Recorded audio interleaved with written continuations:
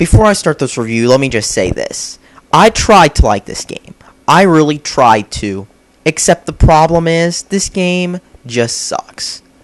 But first off, let's talk about the game. Odin Sphere is an action RPG / beat 'em up made by Vanillaware and published by Atlas, the same people who published many other random Japanese games in America. So now let's talk about the game itself. So when you first start the game, basically you get this really beautifully drawn room. And it's animated and stuff, so you might be thinking, whoa, this is so cool and stuff. And then you realize, to start off the game, you walk around, pick up some book, because the whole game takes place in some rich girl's book collection. And basically, yeah, this is all you do. You walk around and have to use this clunky control system. Yeah, the controls are really clunky in this part. Makes you wonder, like, you actually have to move around and stuff. It's really clunky. I mean, if you touch the wrong button, your girl will just get back up to the chair. You have to pick the book up and then make your character walk to the chair. I'm serious. This is what the game makes you do just to get into a level. And then it starts you off with a shit ton of cutscenes and plot stuff. The game's unique gimmick is that it has multiple characters with different perspectives of the plot. Even though the characters are all reskins and play the same, in the end, just padding the game out to make it longer and longer and longer and longer. The plot also has shit to do with kings and shit, which means you really won't give a shit if you've played more than one game. The cutscenes are well made, and the graphics are pretty good for a PS2 game. Especially considering this was the end of the life of the PS2, and they decided to make a 2D game instead of trying to make Guitar Hero 4 Million, or trying to do a bad 3D game that wouldn't have looked very good considering the 360 was already out and the PS3 was right around the corner, and was even already released in America when this game was released, making you wonder why they didn't just wait 4 weeks to put it on the PS3 and then have a bunch of sales. The cutscenes can be a few minutes, but at least they're skippable. The game does, however, like to flash act this every few minutes.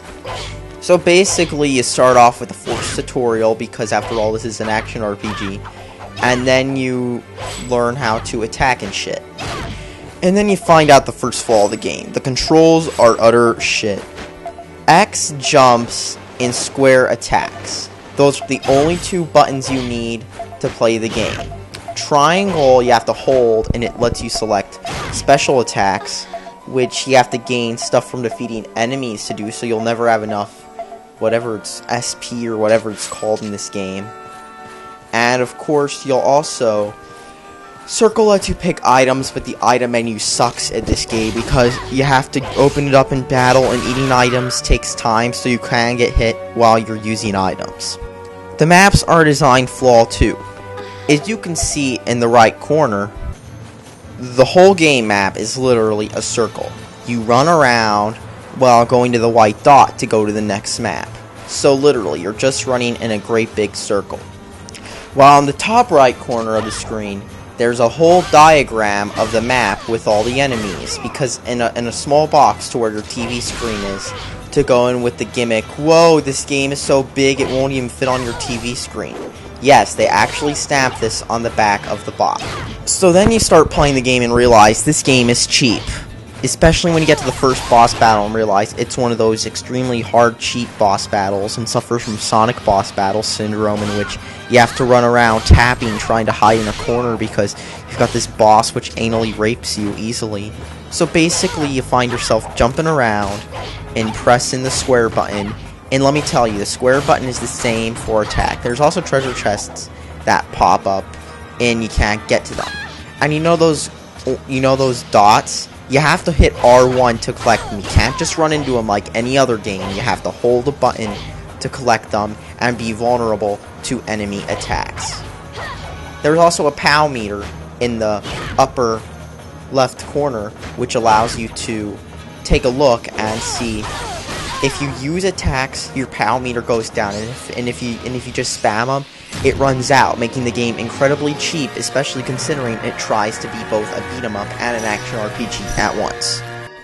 The game also tries poorly to mask load times. The loading time might seem really quick to get to the area, but then you find the items and enemies take a while to load. While this butterfly loaded quickly, look how long it takes the enemies to load. I'm just running around right after it says you cyclone to defeat them, while the PS2 is making the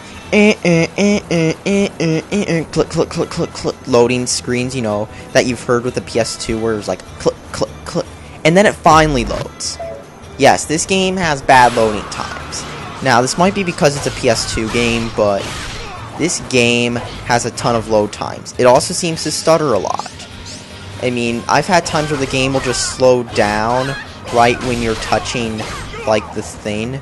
I mean, I know this was a PS2 game, but this came out, like, right about the time of the PS3's lifespan, and it makes you wonder what it would have been like slowdown-wise had they decided to make it for the new PS3. Because after all, a new PS3 should be vastly more powerful than a PS2, even if you can't program it very well. The developers of this game even tried to make buying shit clunky. When you buy stuff, basically, you have to push the X button, and then, while also having load times, of course, you have to flip the coins up after selecting them. Look, I'm not making this shit up. This is what you actually do in the game. I wish I was kidding, but I'm not. This is what they actually make you do.